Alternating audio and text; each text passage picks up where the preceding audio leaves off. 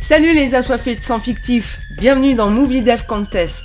Parce qu'il faut bien se lâcher. Joyeuse Pâques les assoiffés! Nous revoici ce mois-ci pour un spécial Poison d'avril. Alors de mon côté, j'avais envie de vous parler d'un vendredi 13. Jason 10 ou X, comme vous préférez. C'est clairement pas mon préféré, mais on va pas se mentir. Quand il était sorti à l'époque, je suis allé au cinéma pour le voir. Et c'est clair et net. D'autant que, souvenez-vous, ça a été fait pour nous faire patienter, nous les fans, en attendant le fameux duel Freddy contre Jason. Faut croire qu'il y avait plus grand chose dans le filet parce que Jason X égale Jason dans l'espace. Un petit peu comme le Leprechaun à une époque. Mais bon, Leprechaun était vachement plus chiant que ça. Jason X est sorti en 2001 et a été réalisé par James Isaac, qui est pas très connu d'après mes recherches Google. Le casting du film, on va y aller vite fait. Bon, il est principalement canadien. La fille censée jouer la Final Girl s'appelle Lexa Doig, je sais pas comment je dois prononcer ça. Pour les autres, on a quand même un joli petit trio. Donc déjà, dans le rôle de Jason, pour notre plus grand plaisir, c'est Ken Hodder qui s'y colle, le meilleur interprète de Jason. Il n'a pas fait que du vendredi 13, bien sûr, hein. Vous pouvez aller consulter sa filmographie qui est quand même assez impressionnante. Dans les plus récents trucs qu'il a fait, moi j'avais bien aimé les Victor Crowley, les super aventures de Victor Crowley, qui tiennent un petit peu du nanar. Franchement, ouais, c'est fun. Aussi, nous avons Peter Mensah, que vous connaissez certainement aussi. Pour moi, il reste et restera toujours doctoré dans Spartacus. Je suis une très grande fan de Spartacus. Et sinon, on a une star qui s'est invitée pour un micro-rôle, c'est David Cronenberg. Donc il joue un petit rôle au début du film, il tient pas longtemps, mais ça fait toujours plaisir. Bon, on se jette à l'eau, c'est parti pour le résumé. Le film s'ouvre sur un décor du Mordor, on dirait. Je comprends pas l'intérêt de ce générique, mais bon, ok, si tu veux. C'est vrai qu'il était censé aller en enfer, nanana. On se retrouve au centre de recherche de Crystal Lake, le lieu où évolue Jason. Et donc, on a enchaîné Jason. Là, on s'arrête tout de suite. Film, tu te fous de ma gueule. Tu te fous de ma gueule encore plus que les autres d'avant. Bon, ok, au départ, Jason, c'est vrai qu'on n'a jamais trop compris son business. Et genre, il est censé être mort quand il était gosse, mais en fait, il débarque dans le numéro 2, c'est déjà un adulte. Alors tu te dis, mais attends, mais sa vieille, elle a tué plein de gens, genre pour rien, mais il était pas mort, mais pourquoi est-ce qu'il était pas rentré à la maison? Mais pourquoi pas? Après, le fait qu'il revienne tout le temps et tout, bien sûr, c'est pour le plaisir qu'il revienne. Mais il y a un moment, faut arrêter de se foutre de la gueule du monde, film. Après le 7, moi je trouve qu'ils sont complètement partis en couille, quoi. À la fin du 8, il se fait complètement ravager la gueule dans les égouts par des déchets toxiques. Genre, il se transforme de nouveau en gamin. Bon, dans le 9, il est de nouveau à Crystal Lake. Moi, je veux juste savoir déjà comment il est rentré. Je veux dire, il a pris le taxi, il a pris l'avion, qu'est-ce qui s'est passé? Bref, il est là, il est bien vivant, il a même des cheveux qui lui ont repoussé quelque endroit du crâne, ok? À la fin, donc, il se retrouve en enfer. Donc, c'est moi ce que je veux savoir, donc, c'est maintenant, comment est-ce qu'il a fait pour revenir à Crystal Lake depuis l'enfer? Est-ce que il a pris le taxi? C'est n'importe quoi. Donc, il est tout enchaîné, hein, genre comme si ça suffisait. Là, il y a un petit garde, là, qui est pas rassuré. Je te vois, petit caca. Il a les jetons et lui jette une veste dessus. C'est mignon comme tout. Là, t'as le Big Boss qui arrive, puis qui va annoncer à notre héroïne, qui est en charge du projet Jason, comment on fait pour le tuer. Donc il lui dit, ah c'est bon, on va le bouger dans un autre centre, ils font de la recherche médicale et tout, ça va bien servir, et puis ça fait du pognon. Rohan dit que ça craint, mais Big Boss il dit, je m'en tape. And you're willing to risk the deaths of innocent civilians if he escapes. Yes. On embarque la marchandise. Oh mon dieu, ils ont tué le petit. Jason débarque, il fait le ménage, Big Boss se casse. Jason, il le rattrape vite fait. La machette, elle est là pour faire le boulot. Au fait, d'où il la sort sa machette? Je veux dire, elle était à disposition au cas où il en aurait eu besoin. What happened?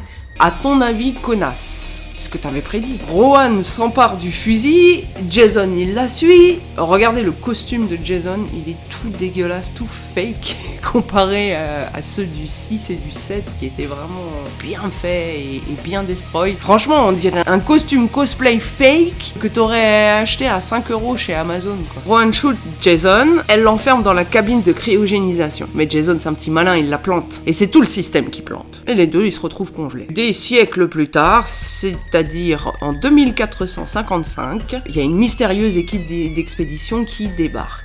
il découvre Jason. KM, c'est un robot. Il dit que Jason, c'est un humanoïde. Non mais t'as bouffé du saumon pas frais, toi. Hein. C'est juste un mort-vivant. Hein. C'est pas un humanoïde. Hein. C'est un humain à la base. Hein. Raconte pas de conneries, s'il te plaît. T'as une petite crevette très sympathique qui va faire que des gags dans le film, tellement il est con, qui s'appelle Azrael. Il est trop con, il se colle une tasse. Notre équipe trouve enfin Rohan et bonne nouvelle, ils peuvent la réveiller sans dommage. 6 semaines de rentrée. C'est l'heure de lever l'ancre.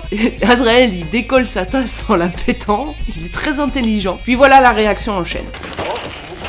Heureusement, il y a Mercurochrome, le pansement des héros, et bien sûr la drogue. Apparemment, la Terre, c'est terminé, hein, elle est KO, là, il n'y a plus rien à en tirer. Et donc ils vont dans leur petit vaisseau, regardez-moi ce vaisseau tellement ridicule. Je veux dire, l'autre a vraiment du plaisir à piloter ces espèces de grosses guiboles sans tronc. En tout cas, il est devenu vachement encombré l'espace en 2455. Rohan est déshabillé, devant tout le monde, hein, vendredi 13. Et Jason va se faire disséquer, sauf qu'il y en a qui veulent pécho. Eh oui, vendredi 13. Oui, j'ai oublié de vous dire, tous ces petits jeunes, en fait, ce sont des étudiants. Elle les envoie baiser pour qu'ils se concentrent mieux après. Bravo, la pédagogie. De son côté, Rohan se réveille en mettant une patate au prof. Elle s'inquiète pour Jason. Le professeur va appeler un gars. On comprend que ce prof, c'est un putain de requin. Il explore pas pour la science, mais pour le pognon. Et il compte se faire plein de pognon sur ces deux trouvailles. Bon, la fille intéresse pas le vieux, mais Jason, oui. Vous vous rendez compte, le mec, c'est devenu une légende. Et moi, je me demande si, dans la vraie vie, on s'en souviendra encore dans 400 ans. Ce serait beau. Normalement, il y a une scène de cul qui est en train de s'improviser un petit peu plus loin, mais ça ne suffit pas parce qu'on est dans un putain de slasher, normalement. Il faut faire appel à l'étudiante arriviste prête à tout pour une bonne note. Et pendant ce temps, Jason, il défroste tranquille, quoi.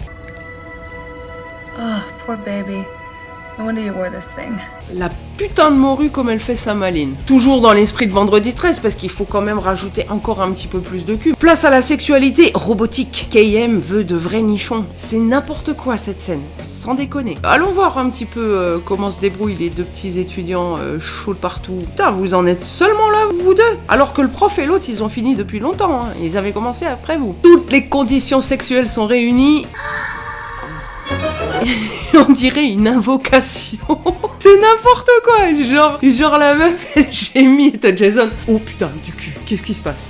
Jason décide de refaire le portrait à l'autre tanche et franchement, c'est pas plus mal. Donc toi, déjà, t'auras pas besoin de masque parce que t'as plus de gueule pour la cacher. Et c'est parti pour un petit tour. Quand Rohan apprend que Jason est à bord, c'est la panique. Le gamin se fait percer et embarquer. Et on le retrouvera jamais. J'assume qu'il est mort. Alors Azrael, il a un petit camarade avec lequel il se fait des petites parties de jeux vidéo hyper réalistes. Là, il y a un troisième joueur qui rejoint la partie. Il ruine le jeu, il se débarrasse d'Azrael en le cassant en deux, puis l'autre, il lui casse la tête. Là, c'est le moment pour Doctoré de déployer son équipe. Le prof, il lui demande de garder Jason en vie. Là, t'as raison d'y croire, mec. Un des ingés de l'équipage est sur le point de se faire trancher, mais Doctoré et ses hommes le sauvent. Ils partent à la chasse, et Jason, il en chope un à la furtive. Il se retrouve face à face avec un autre. Jason, il le transforme en tourne-disque. Une autre se fait égorger, et un autre, il croit avoir niqué Jason, mais il finit coupé en deux. M'en balance complètement. Doctoré, il se fait planter par surprise. Le pilote se fait choper par Jason et le vaisseau se crache dans Solaris. Donc Solaris, c'était normalement la station où ils devaient tous s'arrêter, mais voilà, à plus Solaris. Donc ils sont obligés de continuer leur chemin. Il est où Jason? Il se débarque à sa propre mode. Tout le monde dégage, sauf le prof. Et le prof, lui, il se croit sauvé. Guys, it's okay. He just wanted his machete back. Un plan B s'improvise, on prend la navette et c'est cool. Là, c'est le moment pour KM de conclure avec son créateur. C'est un peu creepy, mais bon, ok. On découvre finalement ce qu'il est advenu du pilote. On dirait plus une œuvre de Leatherface que de Jason, mais ok. Rohan retrouve Doctoré, mais il va pas bien du tout. Elle va chercher de l'aide, et puis je sais pas pourquoi, lui il disparaît. Jason tue enfin l'ingénieur, elle fait sa baltringue, et elle décide de partir toute seule. Sauf qu'elle sait pas piloter. Jason est sur le point de s'en faire 3 d'un coup, quand une KM améliorée arrive pour lui botter le cul. Doctoré, il veut participer, mais t'inquiète, elle gère. I have it under control.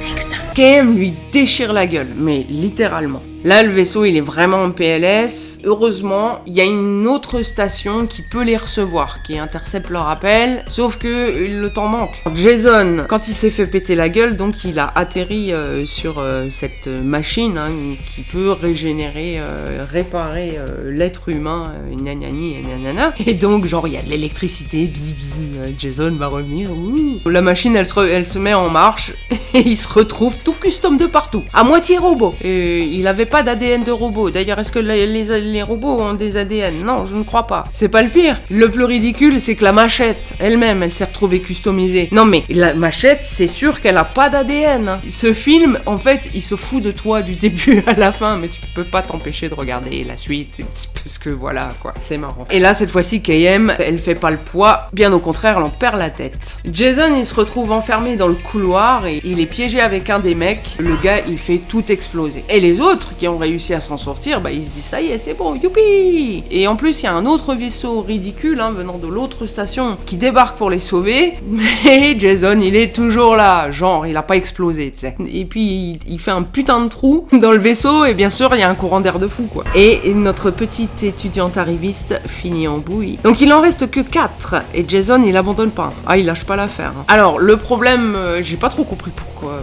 Et puis finalement, on s'en fout. En gros, ils arrivent pas à sortir pour rejoindre le vaisseau qui les sauve. Doctoré, genre, il doit sortir pour réparer un truc. Et pendant ce temps, Jason, lui, il a réussi à rentrer dans le vaisseau. Et il se rapproche dangereusement de ses victimes. Et genre, le geek, il recrée l'illusion de Crystal Lake. Comment tu sais, mec? Et en plus, il sait même ce qui fait vraiment chier Jason.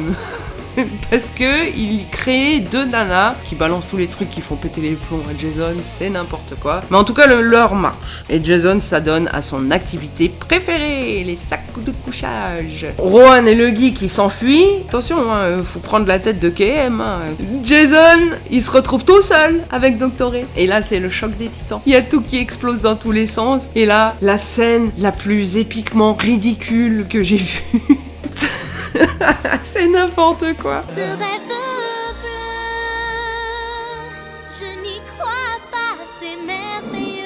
Ils finissent en cendres, et où est-ce qu'ils retombent? Bah on dirait qu'ils retombent sur la Terre, sauf que elle était plus vivable. Donc je sais pas, ils atterrissent sur une planète qui ressemble vachement à la Terre. T'as un masque qui tombe au fond du lac et tout, et genre c'est pas fini. Oh putain. La machette de la classe revient à la nana dont la gueule se fait cryogéniser puis éclater en 1000 morceaux. Moi je dis qu'elle l'avait bien cherché. Non, franchement, c'est cool. Elle se fout de la gueule de Jason, et là, bim, il lui cryogénise la tête, elle ressemble plus à rien, et après, poum. Non, franchement, c'est d'une grande violence, et c'est très cool. Le katana de l'espoir revient à celle qui est passée à travers le trou dans le courant d'air. Dommage, c'était hors champ. On imagine bien, quoi, avec les petits morceaux comme ça qui restent, je sais pas trop ce qu'ils ont foutu, de la viande ou... Le couteau à bord de la honte va revenir à la mort du petit mec chaud là, parce que j'ai rien vu. Je veux dire, il se prend un coup de machette et après au revoir. Mais il est passé où? Et du coup c'est très décevant parce que quoi qu'il arrive, dans les vendredis 13, t'as quelqu'un qui disparaît. Je veux dire, il peut disparaître au début du film, à la fin du film tu le verras. Tu sais ce qui lui est arrivé. Là lui je ne sais pas. Jason X, vous l'aurez compris, c'est une blague ce film, une putain de blague. Je veux dire, il y avait plus personne à la barre, c'est pas possible. La musique, aïe aïe aïe aïe aïe. Les acteurs, ouais, bof. Je peux même pas dire qu'ils étaient mauvais. C'est juste que leur rôle n'était pas intéressant. Quant à l'Hubert Jason, ça va, c'est un petit côté Terminator et tout, mais ouais, encore une fois, je vois pas l'intérêt. À chaque fois, il se fait dénaturer un petit peu plus, ce pauvre Jason. Remettez-lui son sac de patates sur la tête, et je vous jure qu'on va s'amuser, hein. Malgré tous ses défauts, on passe quand même un bon moment. Et vous, les assoiffés, qu'est-ce que vous pensez de ce film? Il est plutôt dans votre top, au milieu, ou vers la fin de la liste des vendredis 13? Dites-nous tout dans les commentaires. C'est l'heure pour moi de tendre la perche à notre ami McCoy pour sa sélection du mois d'avril.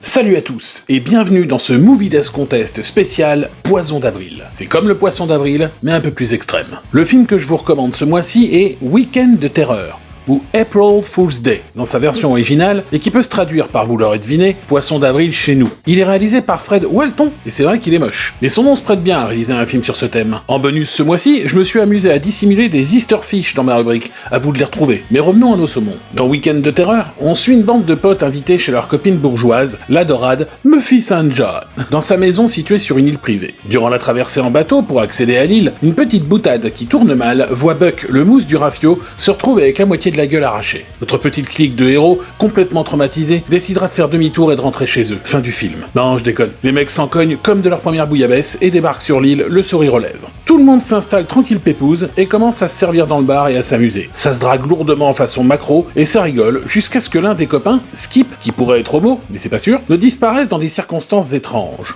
Et comme dans tout bon slasher qui se respecte, il ne sera que le premier d'une longue liste. Certains finiront rembrochés, un autre a rendu l'âme en faisant une mauvaise chute, un gars est découpé en julienne, l'hôte imbécile de Archie avec sa tête de merde en frit finit en croustibat, Chas fait pas une plie face au tueur, etc. Mais gardons des surprises. Prosterne-toi devant Zob, Stéphane de Groot. Comme à mon habitude, je m'arrête sur ce simple résumé puisque je ne veux pas tout vous révéler. Néanmoins, je peux vous dire qu'il est assez rigolo et plutôt au-dessus de la moyenne de toute cette ribambelle de slasher sortis à la même époque, même si je suis loin d'avoir tout vu. Je dois cependant prévenir les plus jeunes d'entre vous qui voudraient se laisser tenter par Week-end de terreur. Attention les gamins, c'est un film de son époque, hein. Donc oui, c'est vieux, c'est terne, ça met pas le turbo dans les 3 premières minutes. C'est pas rutilant, ensoleillé et tout beau tout propre, comme les insipides Fantasy Island, Action Vérité ou autres I Wish. Mais là au moins il y a de la matière. Bon, certaines choses vous feront sortir les yeux de leur orbite, telles que les vêtements de l'époque, qui vous rappelleront les photos de vos parents au bal des pompiers, ou les coiffures, qui ressemblent beaucoup à celles de Claude François avant son bain, alors que les vôtres ressemblent à celles de Clo-Clo après son bain. Mais malgré ce voyage temporel capillaire et vestimentaire, vous passerez un bon moment. C'est justement son côté ultra daté et kitsch qui est marrant. Vous verrez le twist final venir à des kilomètres par contre. Alors vous croyez pas super malin si vous captez très vite le fin mot de l'histoire, c'est juste que c'était plutôt facile à comprendre. C'est pas Matrix 2 quoi. Mais si vous vous faites cueillir malgré tout,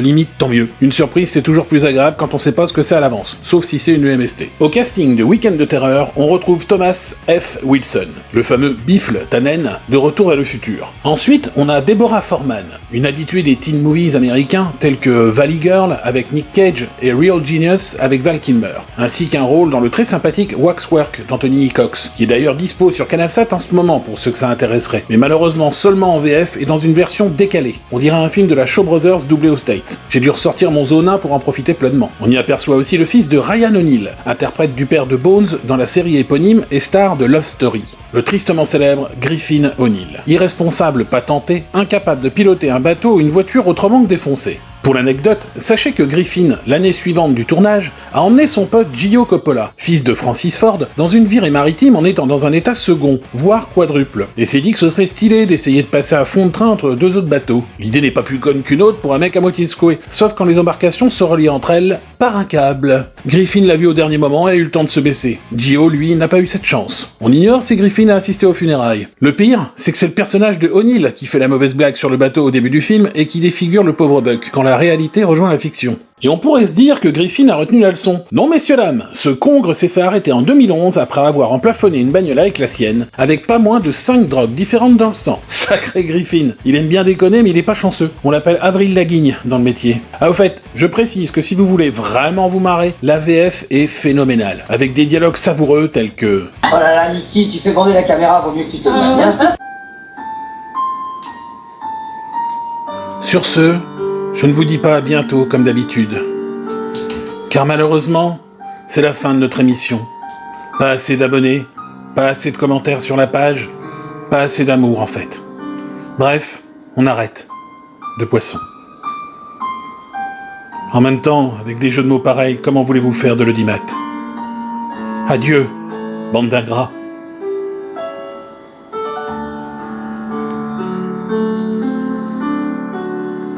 Ce 10e numéro touche à sa fin. Si ça vous a plu, vous pouvez liker, commenter, partager et vous abonner. Merci d'avoir regardé et à dans un mois pour un nouveau Movie Dev Contest. Ciao!